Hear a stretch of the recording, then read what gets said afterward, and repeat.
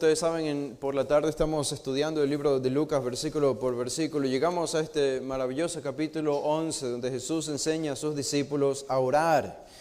Y no puedo tomarme todo el tiempo que quisiera para meterlos en el contexto de todo lo que Lucas está haciendo, sino que quiero enfocarme directamente en la oración. Pero sepan ustedes, si pueden hacer la tarea por ustedes mismos en casa, que esta oración no está en un vacío, sino que está en un contexto. Y Lucas nos ha venido diciendo algo importante en el contexto, en los capítulos anteriores. Y solamente en el pasaje anterior tenemos el texto acerca de Marta y María, cuando Jesús llegó a este humilde hogar. Digo humilde, no sabemos si Marta y María y Lázaro eran pobres. Aparentemente no eran pobres, no sabemos, su casa probablemente era grande.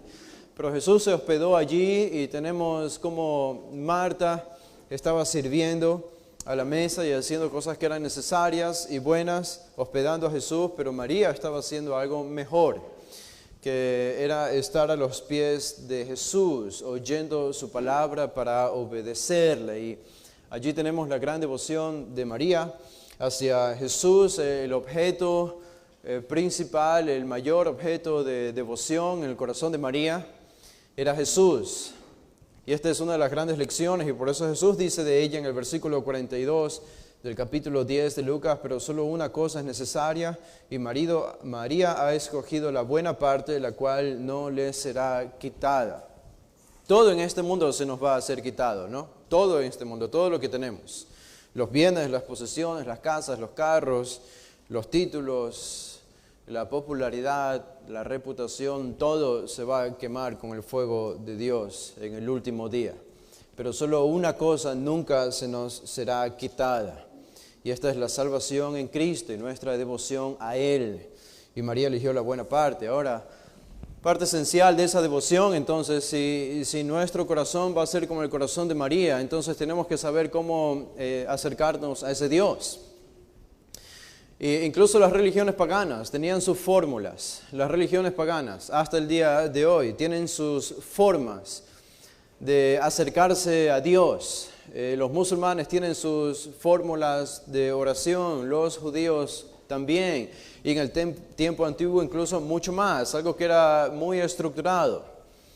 Y bueno, no podemos esperar algo menos del Dios verdadero, del único Dios verdadero. Si bien es cierto, podemos acercarnos a Él y tenemos la libertad de acercarnos a Él por el camino libre que Cristo nos abrió por medio de su sacrificio. Tenemos esa confianza en que podemos ir a la presencia del Señor, no importa en qué lugar estemos, ni en qué momento en el día. Pero eso no significa tampoco que Dios no ha establecido un patrón y una estructura para que nosotros podamos acercarnos a Él. Y eso es lo que tenemos en el capítulo 11, todo el capítulo 11. Los versículos del 1 al 13 se enfocan en la oración de los discípulos. Esta no es la oración de Jesús, esta es la oración de los discípulos. ¿Por qué de los discípulos? Porque claramente es Jesús enseñando a orar a sus discípulos. No era necesariamente así como oraba Jesús, aunque algunos de estos componentes Jesús también los reflejó en sus propias oraciones al Padre, pero esta es una oración nuestra, es Jesús enseñando a sus discípulos. Y algo que tenemos que entender acerca de esta oración es que Mateo, el capítulo 6, narra exactamente el mismo evento, el mismo pasaje, la misma enseñanza de Jesús. Y nosotros sabemos que esto es algo importante. Nosotros sabemos que esta oración es algo importante, que lo que decimos a Dios en la oración es importante. Y sabemos que es así no solo porque está en la Biblia, sino también porque cada vez, y quizás nosotros hemos experimentado eso con nuestros padres o nuestros profesores cuando nos enseñaban algo en la universidad o en el colegio, antes de enseñarnos lo que debíamos creer acerca de algún asunto particular, si era muy, muy importante y si éramos muy propensos a equivocarnos o a malinterpretar, antes de eso había una clase, una serie de instrucciones acerca de lo que no debíamos hacer y cómo no debíamos hacerlo. Y encontramos que en este caso, en la versión de Mateo de esta oración, que es muy similar a la de Lucas, Jesús hace justamente eso. Y no es por gusto ni es casualidad el hecho de que Jesús, antes de enseñar a sus discípulos a orar, primero les tiene que enseñar cómo no orar. Y eso asume algo que nosotros no tenemos que pasar por alto, y es que nosotros somos muy propensos a equivocarnos en la oración. que somos muy propensos a orar mal, a pensar que podemos usar palabras libres sin ningún tipo de significado o frases muy repetitivas en nuestra oración, y que de todas maneras Dios es lo suficientemente misericordioso como para escucharnos y responder. Bueno, Jesús dedicó por lo menos unos 4 versículos en Mateo 6 para enseñarnos cómo no orar. Y eso es importante. Noten en el capítulo 6, el versículo 5 de Mateo, dice: y cuando ores, no seas como los hipócritas, porque ellos aman el orar en pie, en las sinagogas y en las esquinas de las calles, para ser vistos de los hombres. De cierto os digo que ya tienen su recompensa. Jesús advierte entonces acerca de la hipocresía. Los fariseos no eran los únicos propensos a pecar de hipocresía cuando oraban. Tenemos el caso del fariseo y el publicano cuando fueron a orar. En Lucas 18, el fariseo oraba consigo mismo, muy diferente al publicano. Y claro, la oración del fariseo era: Señor, estoy contento de que tú puedas ser capaz de ver mi obediencia. No como este publicano. Y el hecho de que Jesús enseña esto a sus discípulos, nos dice que es un error que nosotros también podemos cometer. Que nosotros somos capaces y muy capaces de orar con hipocresía, de orar pensando en otras personas, de orar comparándonos a otras personas y enfocándonos en nosotros mismos o en nuestros logros. Jesús advirtió esto. En versículo 6, Él dice: mas tú, cuando ores, entra en tu aposento y cerrada la puerta, ora a tu Padre que está en secreto, y tu Padre que ve en lo secreto te recompensará en público. Una cita de la semana pasada decía que la solución, el antídoto para la oración con hipocresía era el armario, el closet, orar en privado. Es allí donde se elevan las oraciones, pensamos sin hipocresía y que el Señor escucha. Pero Jesús continúa en el versículo 7, Él dice: y orando no uséis vanas repeticiones. Es como que en primer lugar advierte a los discípulos acerca del error que cometían los judíos al orar. Los fariseos oraban con hipocresía, pero ahora va a advertir a los discípulos de no orar como los gentiles oraban.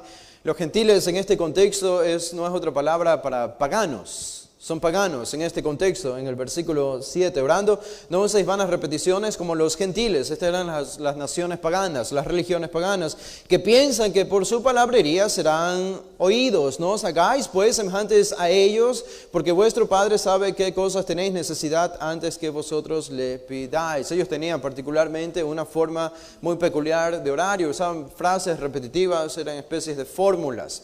Muy similar a lo que se practica en la Iglesia Católica Romana, el Ave María. ¿Cuántos de ustedes han escuchado el Ave María o cuántos de ustedes repitieron el Ave María cuando eran católicos antes de conocer a Cristo? Estas son vanas repeticiones. Ahora, los evangélicos somos capaces también de usar vanas repeticiones. Yo he escuchado vanas repeticiones en oración y quizá yo mismo en el pasado he sido parte de este tipo de oración. Pero he escuchado en diferentes contextos cómo se usan vanas repeticiones. A veces las personas no saben qué decir en la oración y comienzan a repetir frases. Y es como si alabado sea Dios es una frase que Dios tiene que escuchar más de una vez, porque por alguna razón se piensa que Él no escucha bien lo que significa alabado sea Dios. Y he escuchado cristianos repetir esta frase, alabado sea Dios, y pienso que no saben qué decir cuando repiten esta frase, alabado sea Dios. Es como si estuviesen diciendo, no sé qué más decir, pero para no decir eso dicen, alabado sea Dios. Y esas son vanas repeticiones. Entonces, Jesús afirma, no necesitamos repetir frases a Dios en nuestra oración. No necesitamos repetir nombres a Dios en nuestra oración. Hay una sola vez que aparece el nombre Padre, no 3 veces o 4 veces. No significa necesariamente que no podemos usarlo más de una vez. O la palabra Dios o la palabra Señor. Pero vanas repeticiones, si no es motivado por algo malo, puede ser parte también de una ignorancia nuestra y de simplemente no saber cómo orar bien. He escuchado a personas orar repitiendo la palabra Señor unas 15 o 20 veces en una oración muy corta. Señor, Señor, Señor, Señor. Eso puede ser parte de una vana repetición. No necesariamente viene de una mala motivación, pero es una vana repetición. No tenemos que repetirle a Dios su nombre o su título todo el tiempo en nuestra oración. Y es entonces en el versículo 9 cuando Jesús comienza a enseñar a sus discípulos. Aquí pueden regresar a Lucas 11, aquí es donde nosotros retomamos Lucas 11, el versículo 1. Ahora noten esto, Lucas nos pone en el contexto.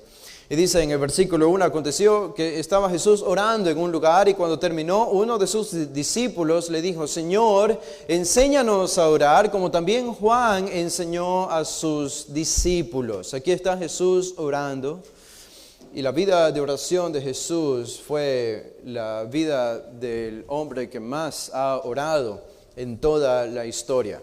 La intensidad con la que él oraba, la reverencia con la que él oraba, la profundidad de su oración, la seriedad de su oración, el conocimiento que destilaba en su oración, ese fervor que él comunicaba en su oración, eran únicos y los discípulos tuvieron el privilegio de ver eso una y otra vez, y seguramente fue algo que les provocó a acercarse a Jesús y decirle, Señor, es obvio para nosotros que tú sabes cómo orar y es obvio para nosotros que nosotros no oramos como tú oras. Juan enseñó a orar a sus discípulos. ¿Podrías enseñarnos tú a orar a nosotros? Y claro que Jesús les enseñó a orar, no hay ningún reproche de parte de Jesús. Inmediatamente en el versículo 2, Jesús les enseñó a orar a sus discípulos. Esta es entonces la oración como ha sido conocida tradicionalmente, la oración del Padre Nuestro, porque es así como comienza la oración, Padre Nuestro que estás en los cielos.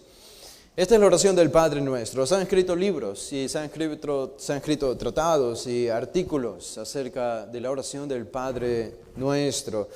Porque esta es la oración que nosotros debemos orar. Y pienso que es irónico que los evangélicos, nosotros como evangélicos quizá podemos hacer una especie de estadística. Aquí no tienen que levantar la mano, pero ¿cuándo fue la última vez que dijeron santificado sea tu nombre en su oración? Probablemente la última semana no usaron esta frase o no usaron palabras que reflejan lo que significa esta frase, santificado sea tu nombre. ¿Cuándo fue la última vez que dijeron venga tu reino? O en su oración implicaron con otras palabras lo que significa que su reino venga. Y creo que cada uno puede examinar su propio corazón. Cada uno de nosotros examinamos nuestros corazones y decimos, vaya, he pasado tanto tiempo como un cristiano y no he orado como debo orar. Eso no significa que el Señor no ha escuchado ninguna de mis oraciones, pero sí significa que tengo que aprender a orar. Tengo que aprender a orar. Si Jesús no hubiese enseñado esto, tendríamos todos los motivos suficientes para decir la oración es sumamente libre. Y podemos decir lo que nosotros queremos a Dios y usar las palabras que creemos sin ningún tipo de estructura o sin ningún tipo de conceptos. Pero dos veces tenemos la enseñanza de Jesús en los evangelios acerca de cómo debemos orar.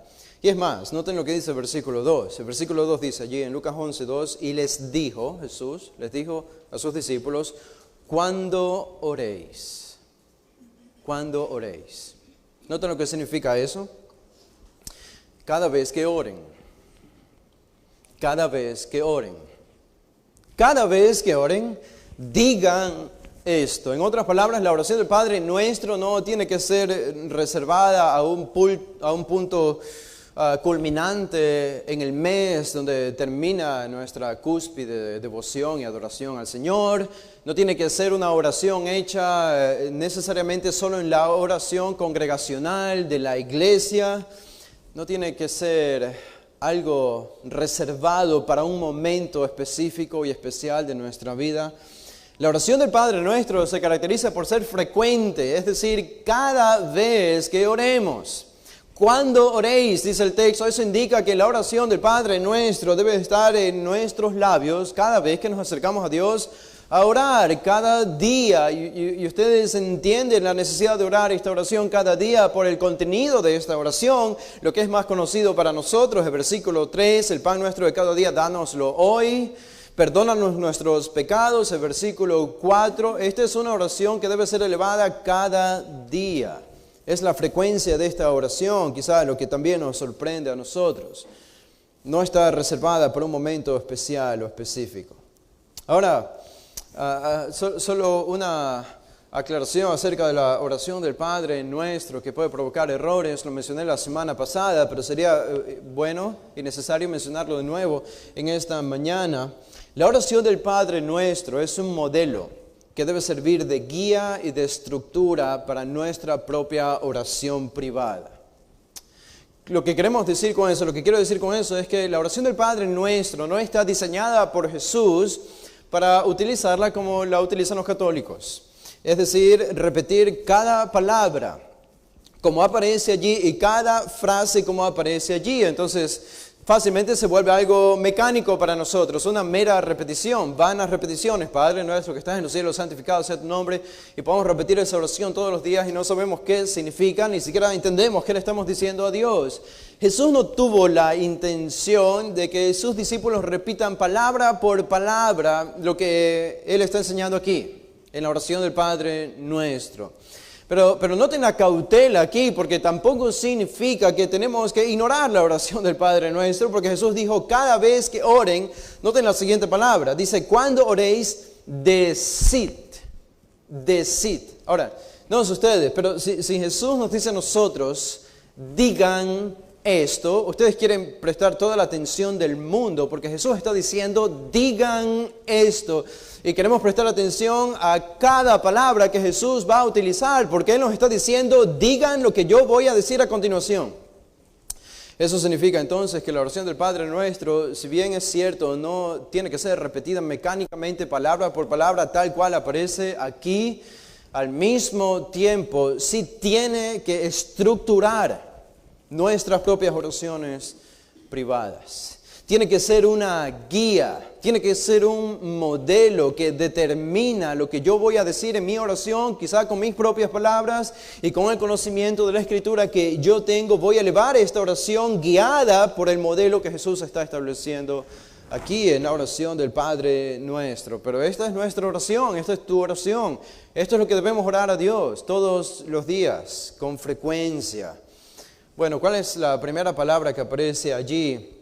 Y les dijo, cuando oréis, decid. A propósito, si alguien tiene la versión Biblia de las Américas, se va a hacer un poco más difícil entender lo que voy a decir aquí, porque la versión de Reina Valera añade algunas frases que no están en los mejores manuscritos, pero sí están en la versión de Mateo, así que no hay ningún problema, no hay contradicción de la Escritura. Lo expliqué con más detalle la semana pasada, así que no voy a explicarlo con todos los detalles. En este momento no hay tiempo, pero solo les advierto, hay frases en esta oración, en la versión de Lucas, que no voy a leer y no voy a tomar en cuenta. No porque estoy olvidándolas, sino porque no están en los manuscritos mejores. Y la versión de la Reina Valera los añadió aquí. Les voy a decir rápidamente cuáles son. En el versículo 2, nuestro que estás en los cielos. Nuestro que estás en los cielos, enciérrenlo con un corchete porque no aparece en los mejores manuscritos, pero sí está en la versión de Mateo, así que sí es parte de la palabra de Dios, es solo que Lucas no quiso incluirlo. Nuestro que estás en los cielos, la segunda, al final del versículo 2, hágase tu voluntad como en el cielo, así también en la tierra. Tampoco vamos a considerar esa petición porque Lucas no la incluye originalmente. Y al final del versículo 4, mas líbranos del mal, tampoco está como parte original de lo que Lucas escribió. Pero todo esto sí aparece en Mateo 6, así que no tienen que asustarse, la Biblia no se contradice. Tenemos los manuscritos originales y aún añadiendo estas frases perfectamente completan y se complementan con lo que Mateo dice. La primera palabra es Padre. Padre. Cuando oremos, Jesús dice, digan Padre. Ahora, esta palabra la estudiamos la semana pasada, pero solo para decirles rápidamente, Padre asume algo importante y es una relación. Una relación. Nosotros vamos a la oración porque estamos asumiendo que Dios es nuestro Padre y estamos asumiendo entonces que nosotros somos sus hijos. Es decir, aquí hay una suposición, una implicación de que existe una relación entre Dios y yo. Es decir, en la parte introductoria de la oración del Padre Nuestro, Jesús ya está estableciendo que esta oración no debe ser orada por personas que no conocen a Dios, sino solamente por personas que tienen a Dios como su Padre. Eso significa que ellos son sus hijos. Eso significa que han sido adoptados en la familia de Dios por medio del sacrificio de Cristo, han creído en Cristo, se han arrepentido de sus pecados, aman a Dios, obedecen a Dios. Para ellos es esta oración, Padre. No todos les pueden llamar a Dios Padre y tener la razón al mismo tiempo. Padre. Esta palabra también nos habla acerca de autoridad. Él es nuestro Padre y venimos a Él para obedecerle. Venimos con esta actitud de sumisión y de sujeción porque Él es nuestro Padre y un Padre ordena y un hijo obedece. Y al mismo tiempo esta palabra también nos habla de amor. Este no es un jefe, este es un padre. Los jefes del trabajo no aman a sus empleados. Un padre ama a su hijo y le llamamos a Dios Padre porque sabemos que Él nos ama. Esta es una palabra incluso que aparece en el Antiguo Testamento, no era muy común, pero Dios utiliza, los profetas utilizan la figura de Dios llamándole a Israel sus hijos. Y Él se presenta como un padre para el pueblo de Israel en el Antiguo Testamento, y esa referencia de padre incluso habla en Amós, esta maravillosa imagen, o en Oseas, la maravillosa imagen de Dios atrayendo a su pueblo con cuerdas de amor para venir al arrepentimiento. Y sin embargo, en el Nuevo Testamento los judíos no eran completamente, no desconocían completamente el término padre cuando se hacían referencia a Dios, pero Jesús revolucionó el término padre, porque Jesús usó la palabra padre de una forma muy singular y particular. Jesús no solo hacía como los judíos, que podían llamar a Dios Padre, Él es el Padre de Israel. O a lo máximo llegaban a hablar en plural y decían, Él es nuestro Padre, Él es el Padre de la nación de Israel. Pero cuando Jesús oró, y cuando conversó con los judíos, Él dijo, mi Padre, mi Padre. Cuando Jesús usó esas palabras, mi Padre, los judíos inmediatamente entendieron para ellos que esta era una blasfemia, porque Él se estaba haciendo igual a Dios por la forma en que Él usó esta palabra, mi Padre. Y ahora, ustedes entienden por qué nosotros podemos llamarle a Dios Padre, no porque Jesús de la misma manera le llamó Padre haciéndose igual a Dios, pero nosotros le podemos llamar a Dios Padre porque Cristo nos ha redimido. Y Él es considerado como nuestro hermano, según la carta a los hebreos. Y ya que somos hermanos de Cristo y estamos en Cristo, entonces tenemos un mismo Padre que es Dios. Y podemos venir a Él con esta actitud de obediencia, de saber que Él nos conoce, que le conocemos, de que Él tiene la autoridad y de que Él nos ama. Bueno, vamos a la primera petición. Aquí tenemos en esta oración del Padre Nuestro, tenemos 5 peticiones, son 4 en realidad que aparecen con verbos imperativos, pero la última quizás la podemos tomar como parte de la cuarta o hacerla una quinta. Noten en el versículo 2, la primera es santificado sea tu nombre, la segunda, venga tu reino, la tercera en el versículo 3, el pan nuestro de cada día, dánoslo hoy. Y la cuarta en el versículo 4, perdónanos nuestros pecados. Y si quieren añadir una quinta para hacerla diferente al final del versículo 4, y no nos metas en tentación. Estas son 5 peticiones que encabezan el modelo que tú y yo debemos orar cada vez que nos acercamos a Dios. Ahora, vamos a enfocarnos en la primera. Santificado sea tu nombre. Santificado sea tu nombre. Esta es una frase a la que debemos prestarle atención y nuestra máxima atención, porque esta es la primera petición que aparece en la oración del Padre Nuestro y por lo tanto tiene que tener algún significado importante Y de paso, ustedes van a notar algo y algunas cosas en esta oración del Padre Nuestro. No quiero desalentarles con esto, y yo sé que no se van a desalentar con esto, pero hay una ausencia de materialismo en esta oración del Padre Nuestro. No es una oración diseñada para satisfacer nuestros deseos egoístas. El creyente que está pensando mucho en sí mismo va a encontrar muy difícil orar la oración del Padre Nuestro. Algo acerca de esta oración también es que no tiene demandas a Dios, solo ruegos, súplicas. La única petición material que aparece en el versículo 3, el pan nuestro de cada día, dánoslo hoy, se trata de lo que es estrictamente necesario para la subsistencia de la vida. Esa es la única petición material, no materialista, pero material. Y se trata acerca de nuestra dependencia de Dios, no es otra cosa que esto. Y hay una ausencia absoluta. Esto pueden hallar interesante muchos, pero en esta oración del Padre Nuestro hay una ausencia absoluta por la salud. No tenemos una petición que hable acerca de nuestra salud. Ahora, eso no significa que no podemos pedir por nuestra salud cuando estamos enfermos. Eso no significa que no podemos pedir por la salud de otros hermanos cuando están enfermos. Pero claramente, la salud no es una prioridad comparada a estas 5 peticiones. Y entonces la petición de la salud tenemos que ponerla en perspectiva de la oración del Padre Nuestro, que en realidad es algo secundario o más marginal cuando lo comparamos a estas 5 peticiones que aparecen en la oración del Padre Nuestro. Yo recuerdo un querido hermano que siempre decía, lo más importante en esta vida después de Dios es la salud. Y yo pienso en esa frase porque él la repetía una y otra vez.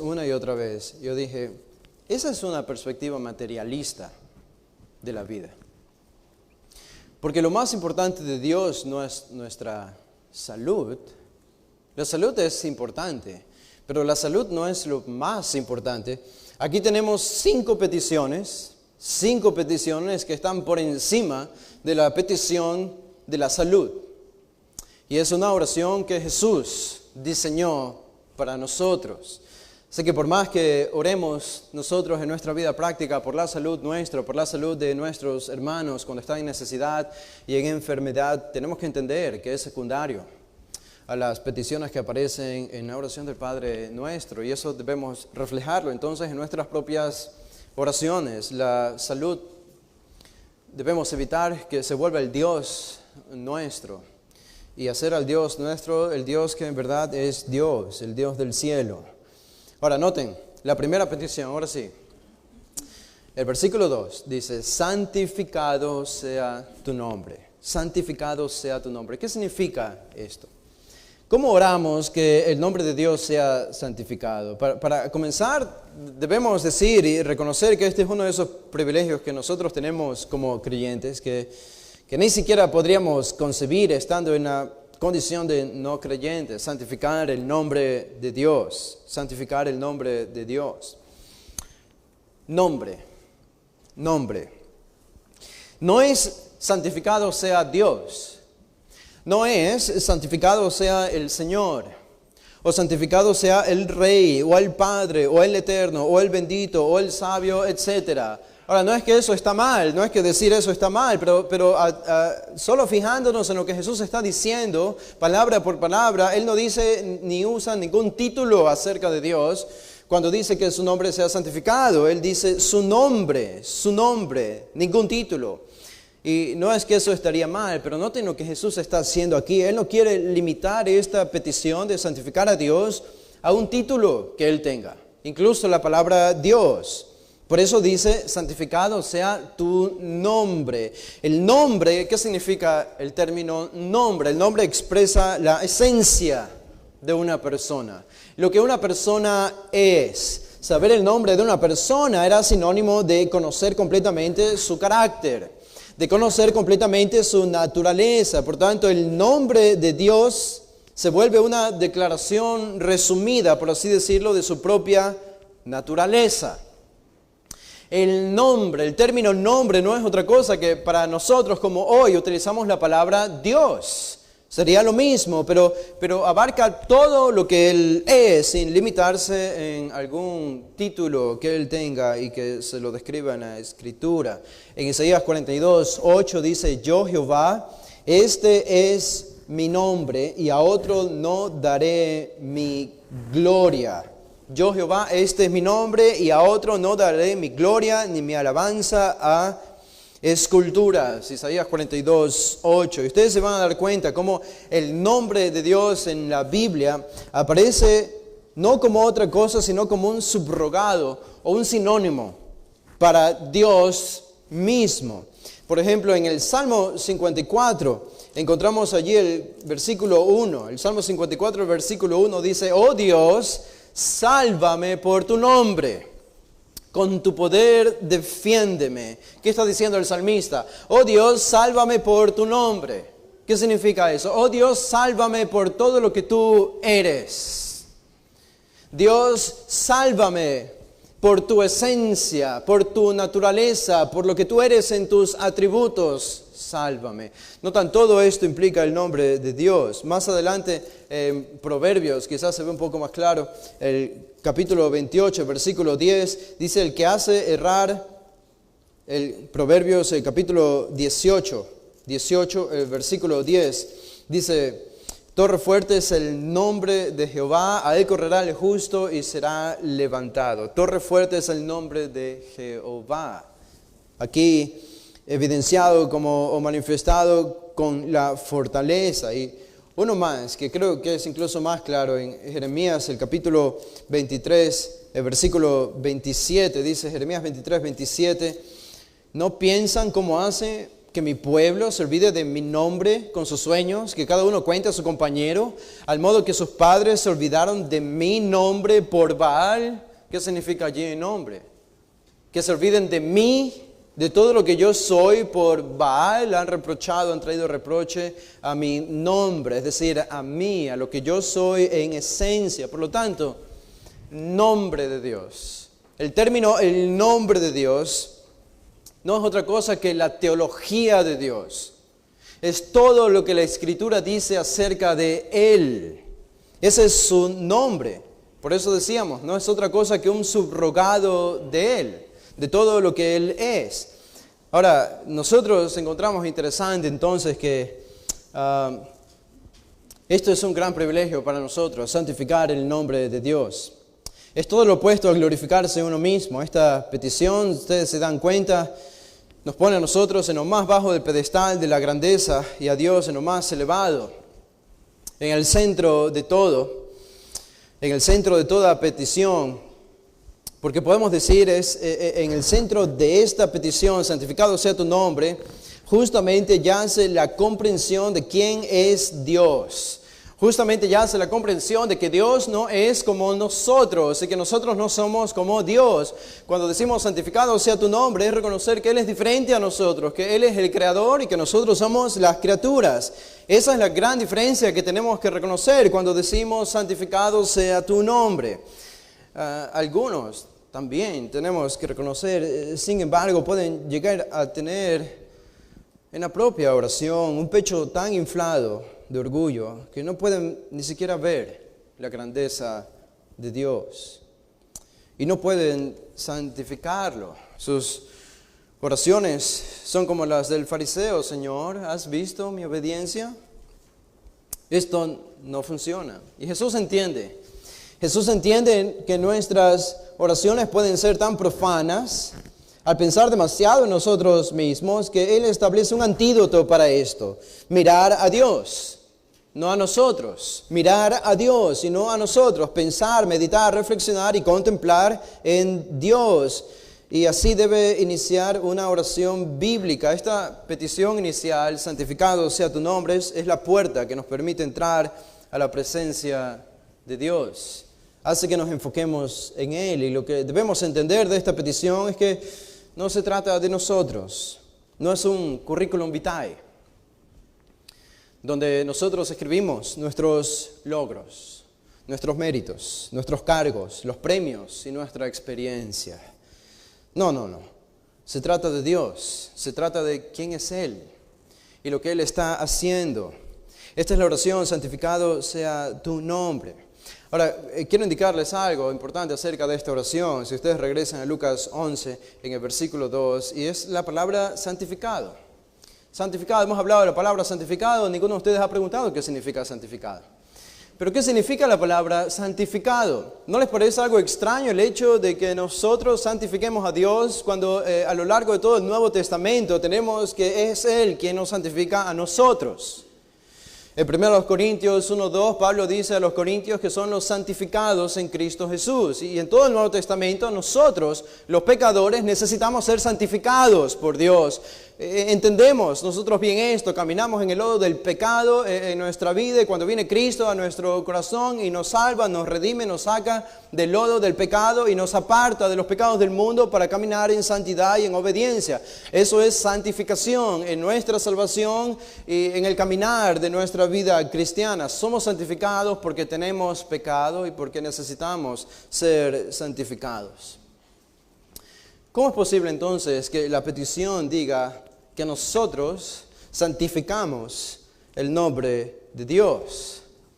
Si lo entendemos mal, esto sería una blasfemia. Dios no puede ser santificado como nosotros somos santificados. Él no tiene pecado.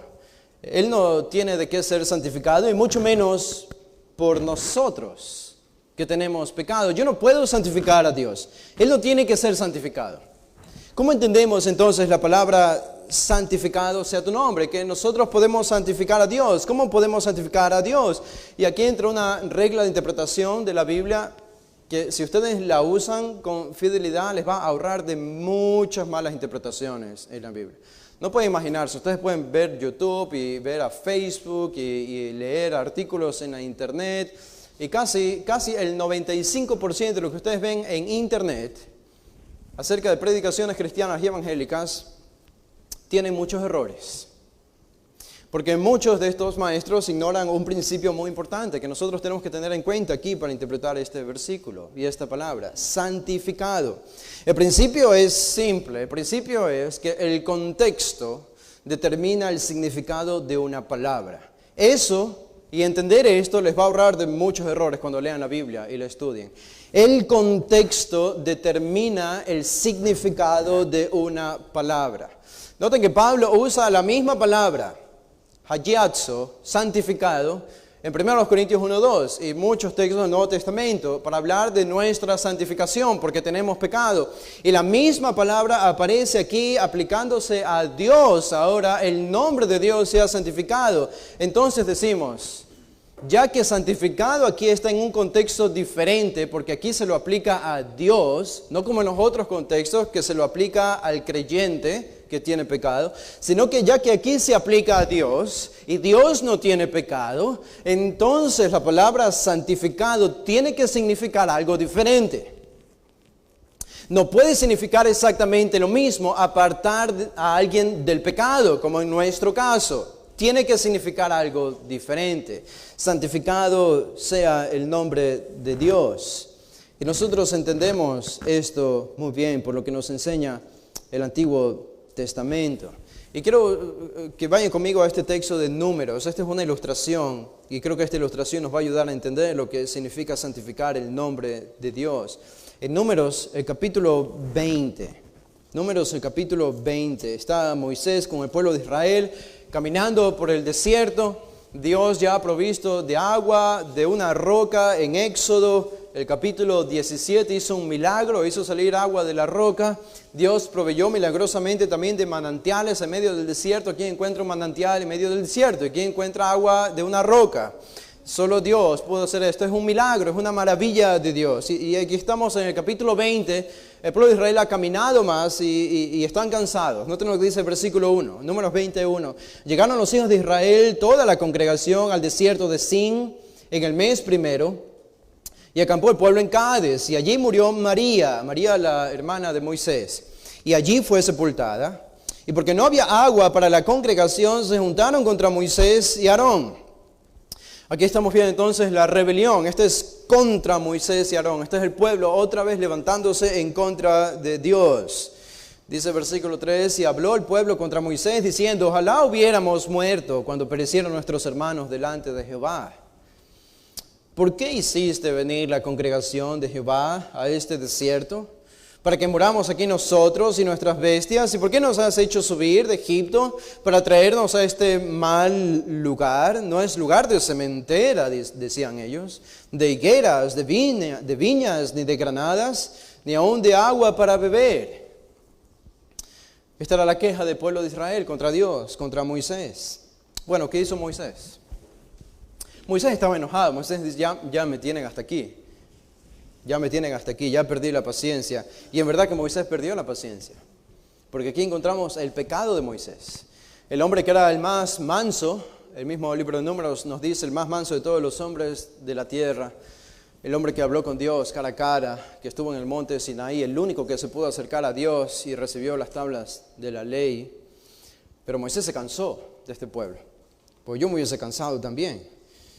Dice el versículo 6, y se fueron Moisés y Aarón de delante de la congregación a la puerta del tabernáculo de reunión, y se postraron sobre sus rostros, y la gloria de Jehová apareció sobre ellos, y habló Jehová a Moisés, diciendo, toma la vara. Ahora, noten las tres instrucciones que Dios le da a Moisés aquí. Son claras, son sencillas de obedecer. Toma la vara, en primer lugar. Reúne la congregación, en segundo lugar. Tú y Aarón, tu hermano, y hablad a la peña a vista de ellos. En tercer lugar, son tres instrucciones. Toma la vara, reúne la congregación y habla a la peña. Y noten la frase que se añade, a vista de ellos. Eso es lo que Dios dice. Esto era importante para Dios. Dios quería que ellos vean lo que iba a suceder. Porque Dios quería mostrarse a sí mismo. Dios quería mostrar su gloria en ese instante. Y por eso claramente le dice a Moisés, a vista de ellos, no en secreto, sino cuando ellos estén viendo, habla a la peña, ¿y qué sucederá? Y ella dará su agua, y les sacarás aguas de la peña, y darás de beber a la congregación y a sus bestias. Ahora esta es muchísima gente que salió de Egipto, ¿no? Son más de 100,000 personas alrededor, y Dios iba a alimentar a todas estas con agua de una roca, y a todos sus animales también. Bueno, versículo 9. Entonces, ¿qué hizo Moisés? Moisés tomó la vara de delante de Jehová, como él le mandó. Primera instrucción, primer acto de obediencia de Moisés. Hasta ahora vamos bien. Versículo 10. Y reunieron Moisés y Aarón a la congregación delante de la peña. Segunda instrucción, segundo acto de obediencia de Moisés. Hasta ahora vamos bien. Y les dijo Moisés a la congregación, oíd ahora, rebeldes, ¿os hemos de hacer salir aguas de esta peña? Allí es cuando Moisés habló en la carne.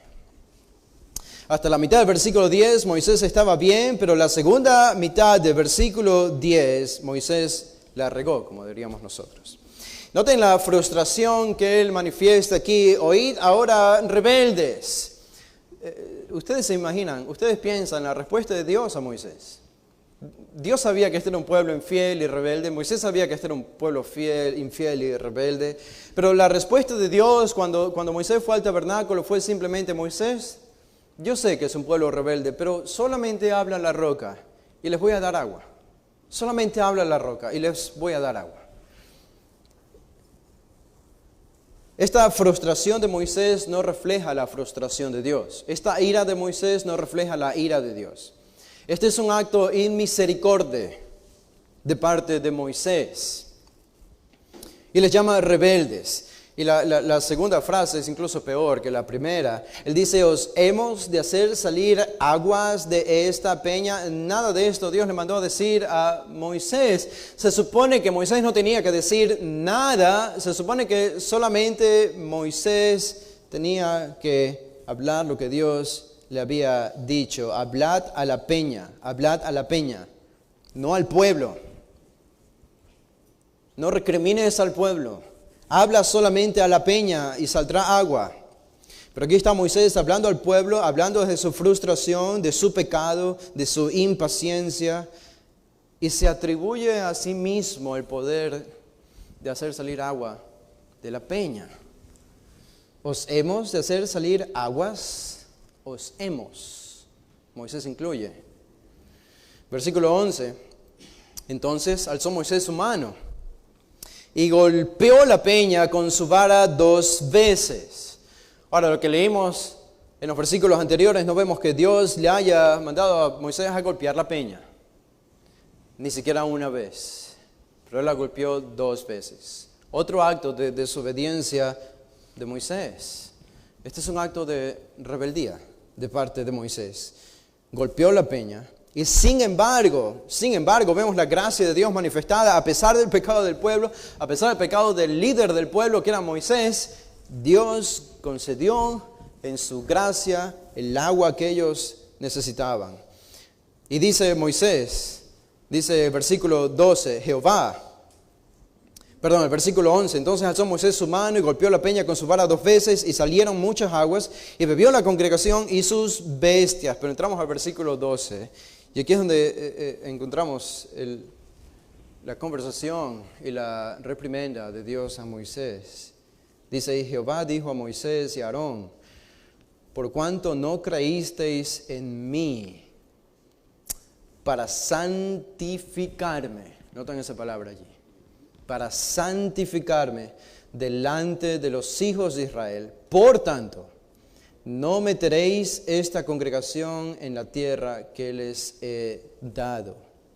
Las palabras de Dios son claras, de que el acto de desobediencia de Moisés no fue hecho por cualquier persona, fue hecho por el líder del pueblo de Israel, fue hecho por el hombre que hablaba con Dios cara a cara, fue hecho por el hombre en quien Dios había puesto su estandarte, por decirlo así. Fue hecho por el hombre que reflejaba a Dios ante el pueblo.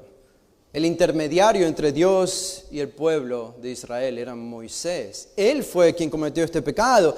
Y entonces el peso y la consecuencia de su pecado tenía que ser mayor. Moisés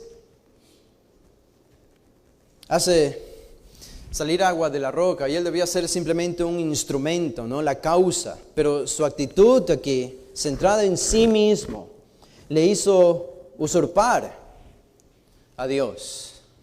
Y destronó a Dios de su trono y se puso a él mismo en su trono, no para la gloria de Dios, sino para su propia gloria. Y por eso Moisés dice, os hemos de hacer salir agua.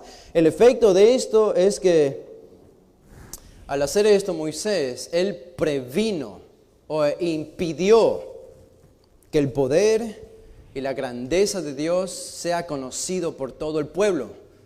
Porque él dio a entender que el milagro iba a ser por medio de él y no por medio de Dios. Y entonces la majestad y la gloria de Dios no pudo ser completamente manifestada ante el pueblo como Dios quería. En otras palabras, Moisés le robó a Dios lo que él más aprecia, que es su gloria. Su gloria. Moisés le robó a Dios su gloria en ese momento. Así que Moisés le robó a Dios su trono, le robó a Dios su reverencia, su santidad, que solo Él merece. La palabra santo entonces significa apartado, apartado. Y cuando decimos santificado sea tu nombre, estamos diciendo, Dios, tú eres el único ser apartado. No hay otro como tú. Tú eres el Dios de la gloria. Y el pasaje que tenemos aquí en Números ilustra eso, y esto refleja lo importante que es para Dios ser santificado. Y eso refleja lo importante que es nuestra oración. Cuando Jesús nos enseña y nos dice, santificado sea tu nombre, así deben orar ustedes, tenemos que tener esto en cuenta. No podemos robarle la gloria a Dios porque es algo serio. Y esta es una palabra, santificado, esta es una palabra que aparece a lo largo del Antiguo Testamento. Ahora, solo acompáñenme estos versículos rápidamente antes de terminar. Noten lo que dice Isaías, el profeta Isaías. Y noten el celo de Dios en esto. Isaías, el capítulo 8, versículo 13, dice, 8:13 de Isaías, a Jehová de los ejércitos, a Él santificad, sea Él vuestro temor y Él sea vuestro miedo. Solo Él.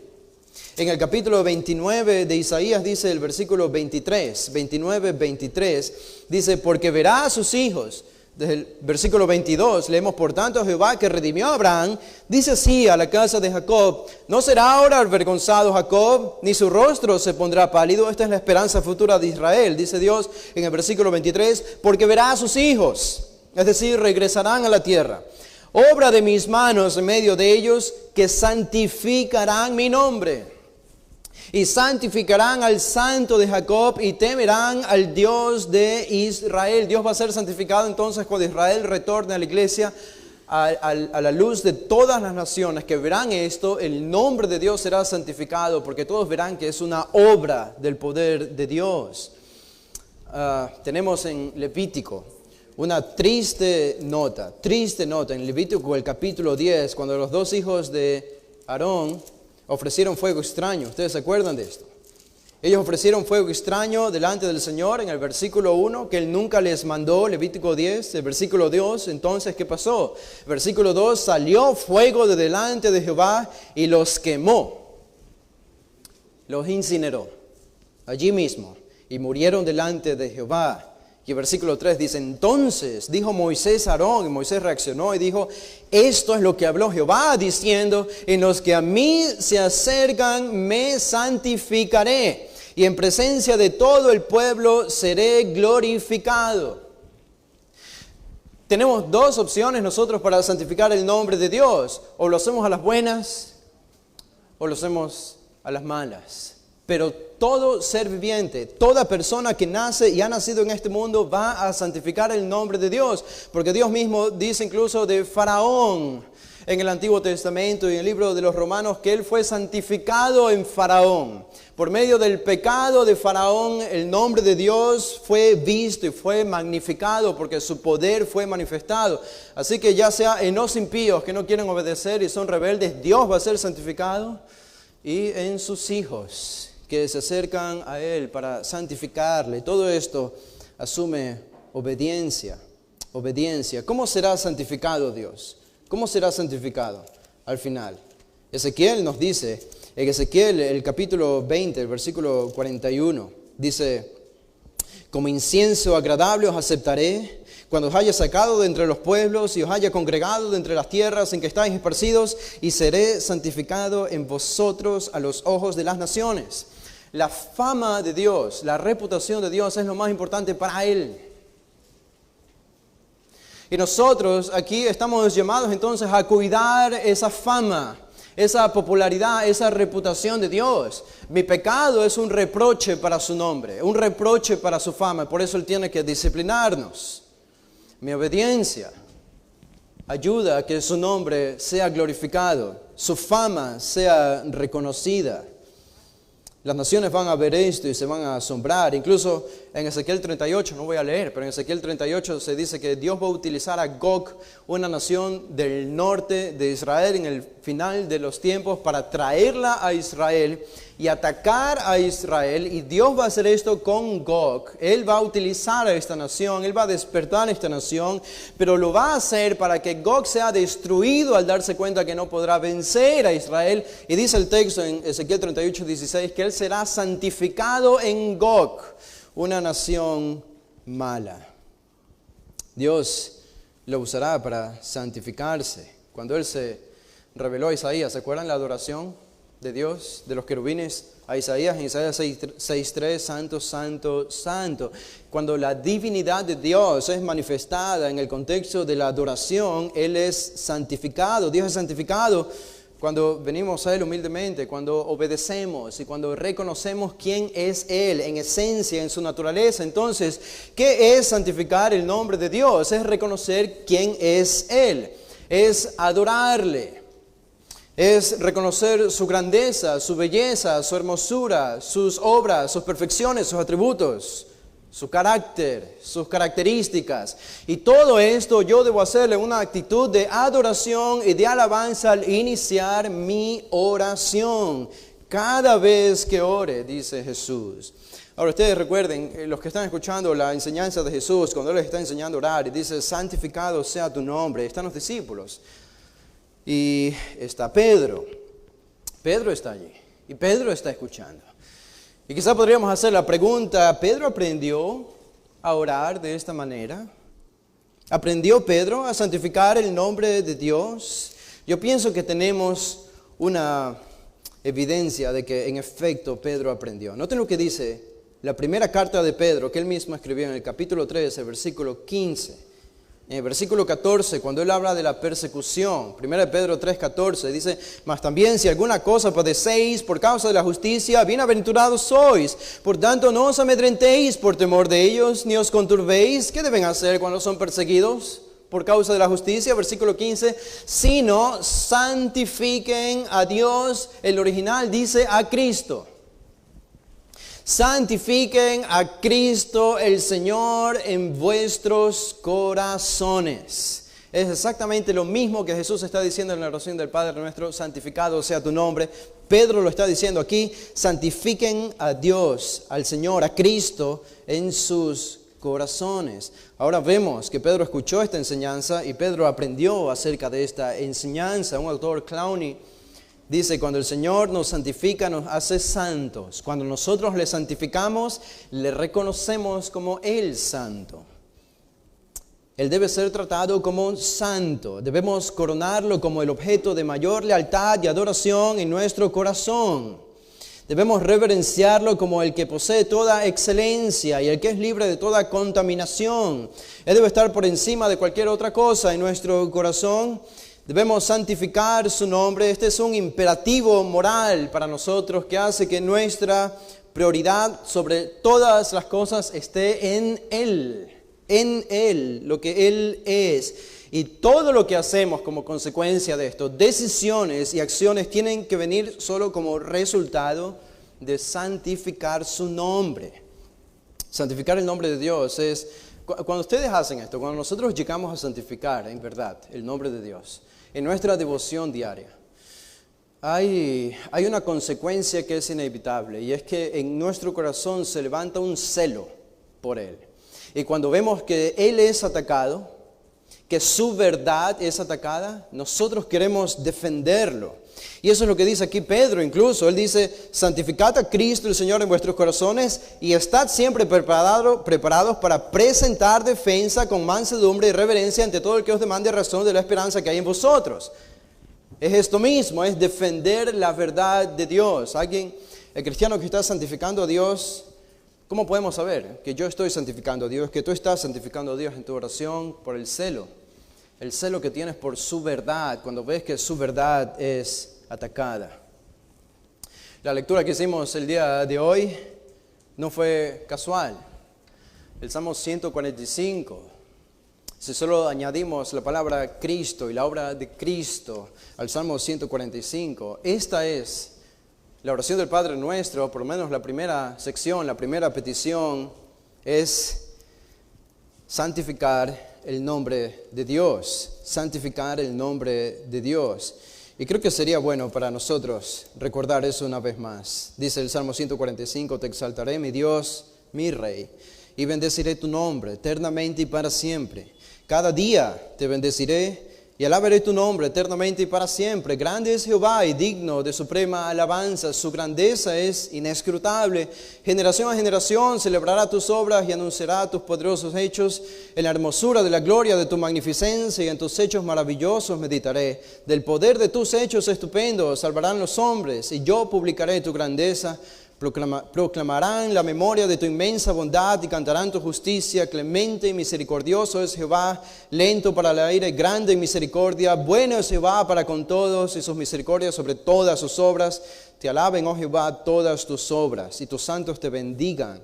La gloria de tu reino digan y hablen de tu poder, para hacer saber a los hijos de los hombres sus poderosos hechos y la gloria de la magnificencia de su reino. Tu reino es reino de todos los siglos, y tu señorío en todas las generaciones. Sostiene Jehová a todos los que caen y levanta a todos los oprimidos. Los ojos de todos esperan en ti, y tú les das su comida a su tiempo. Abres tu mano y colmas de bendición a todo ser viviente.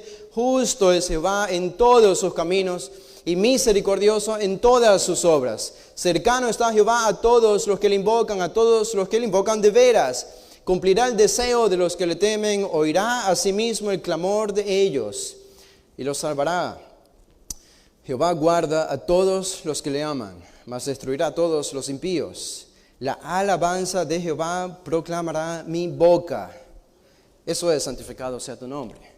La alabanza de Jehová proclamará mi boca, y todos bendigan su santo nombre, eternamente y para siempre. Santificar el nombre de Dios, santificar.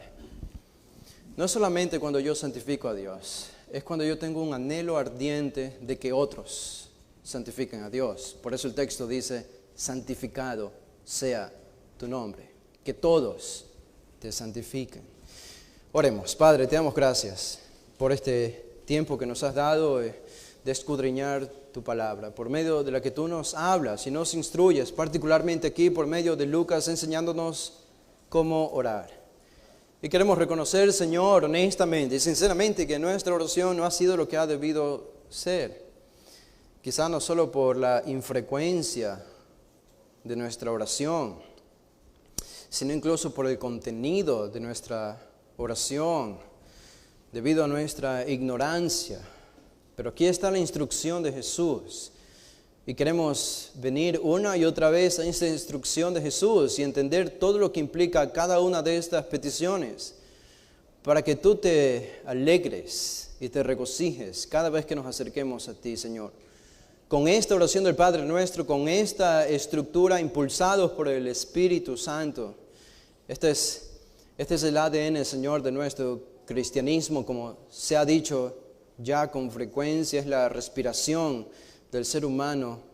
Así es la oración para el creyente.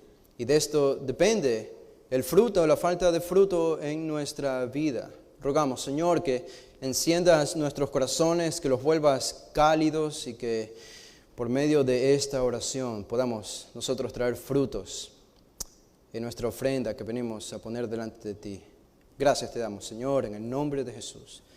Amén. Bueno, hermanos, pueden ponerse de pie. Vamos a cerrar este culto con una oración. Y no olviden el culto de hoy en la tarde a las 5. Nos volvemos a ver.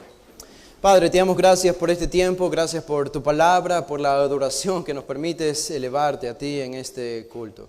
Señor, ahora bendice el tiempo de comunión que vamos a tener, bendice el culto de la tarde, bendice nuestro regreso a nuestros hogares, que tu palabra resuene en nuestros corazones. Lo pedimos en Cristo Jesús. Amén.